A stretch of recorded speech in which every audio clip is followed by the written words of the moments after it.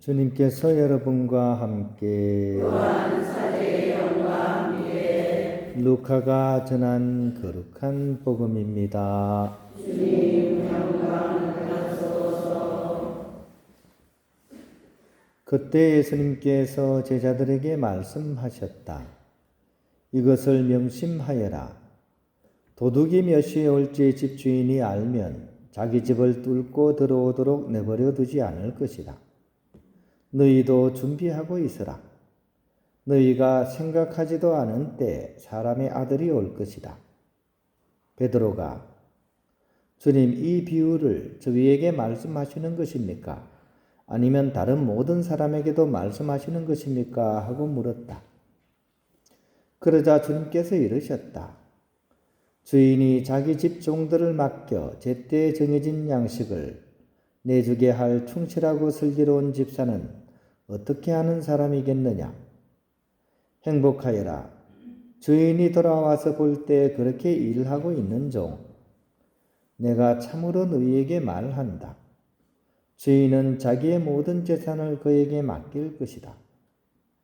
그러나 만일 그 종이 마음속으로 주인이 늦게 오는구나 하고 생각하며 하인들과 하녀들을 때리고 또 먹고 마시며 술에 취하기 시작하면 예상하지 못한 날, 짐작하지 못한 시간에 그 종의 주인이 와서 그를 처단하여 불충실한 자들과 같은 운명을 겪게 할 것이다.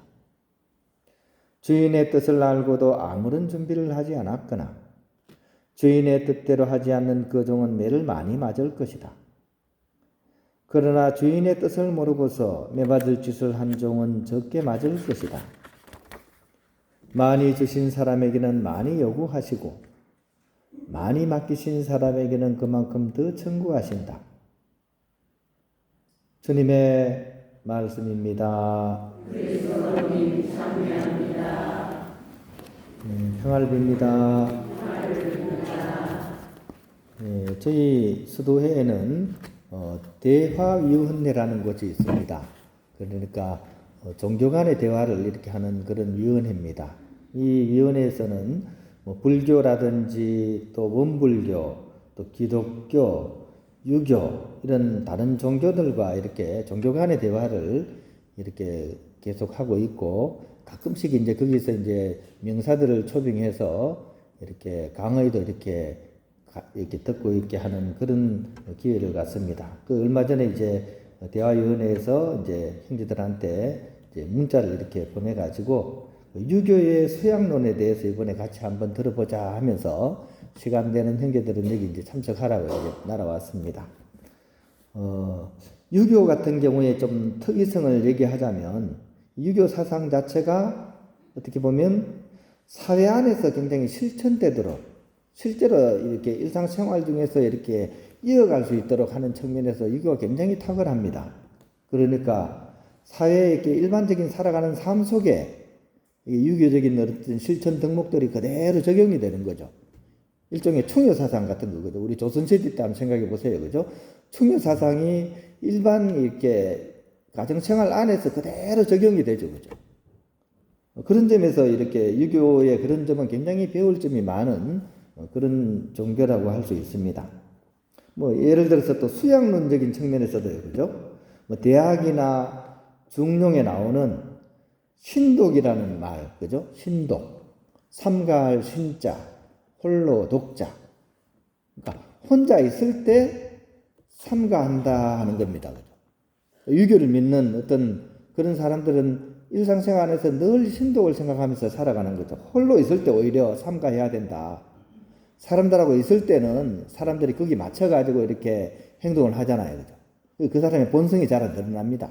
오히려 혼자 있을 때 그 사람의 본성이 드러나기 때문에 혼자 있을 때 잘 자기를 이렇게 성찰하고 이렇게 삼가해야 된다 이런 겁니다. 즉 군자는 남들이 보지 않는 곳에서 삼가하고 또 들리지 않는 곳에서 스스로를 두려워해야 된다 이런 이야기입니다.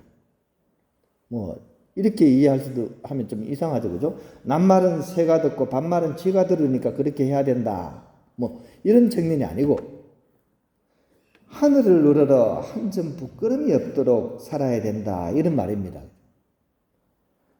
온전한 뭐 이렇게 하느님에 대한 신앙은 없지만 유교를 믿는 사람들은 이 하늘이 나를 보고 있다라고 생각을 하는 거죠.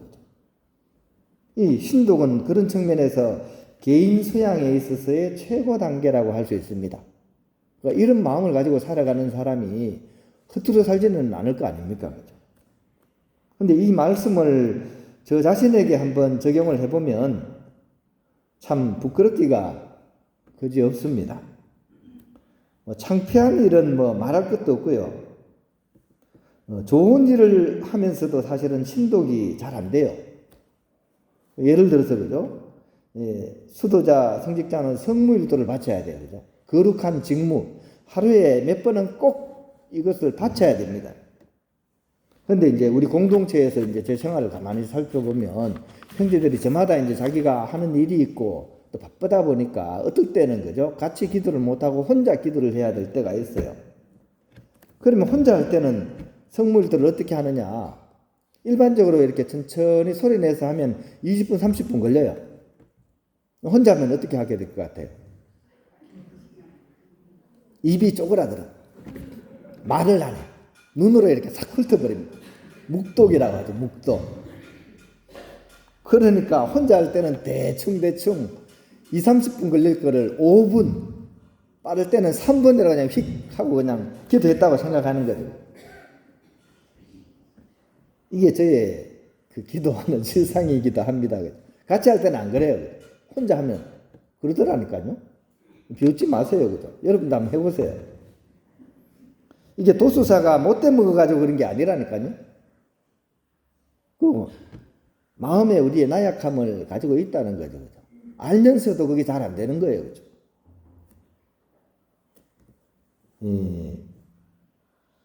오늘 복음을 읽어보면 그죠? 우리에게 오신 하느님이신 예수님께서는 바로 이런 우리의 나약함을 잘 아셨던 것 같습니다.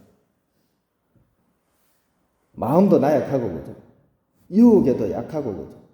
신독이 잘 안 되는 그런 측면을 예수님께서는 이렇게 아시는 겁니다. 그래서 끊임없이 제자들에게 깨어있어라 라고 강조를 하고 있는 거죠.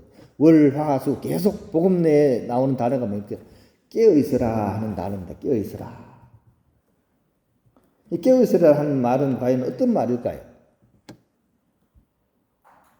하느님을 바라보라 하는 겁니다. 또 하느님께서 늘 우리를 지켜보고 있다고 생각하고 그 말씀 안에 머물러라 하는 것입니다. 하느님께서 훤히 보고 계신데 정말 그런 마음이 있는데 3분에서 5분 성모일도는 사실 할 수가 없는 거죠. 그렇지 않습니까? 그죠? 하느님께서 탁 보고 계신데 그렇게 할 수는 없잖아요. 그러니까 그런 의식이 저는 좀 부족한 겁니다. 여러분은 안 그러시겠지만 그죠? 고개가 3분 정도 떨어지는 거 보니까 저하고 비슷한 부류가 있으신가 봐요. 그래서 오늘 복음 말씀을 우리가 읽으면서 나는 이런 깨어있음에 얼마나 충실한가 하는 것을 한번 성찰해 봤으면 좋겠습니다. 물론 100% 우리가 각성은 안 되더라도 적어도 우리의 몸은 이렇게 깨어있음 그 자리에 있기를 희망할 수 있어야 될 것 같습니다. 성성적적이라는 말이 있죠. 그죠? 깨어있음 그죠? 오늘 이 복음 말씀을 우리가 이렇게 묵상하면서 우리가 그렇게 좀 부족하고 나약한 그런 부분을 가지고 있지만 그래도 이런 깨어있는 마음으로 주님을 향해서 나아갈 수 있는 그런 우리의 신앙이 이렇게 될 수 있도록 오늘 복음 말씀을 마음에 잘 새겼으면 좋겠습니다.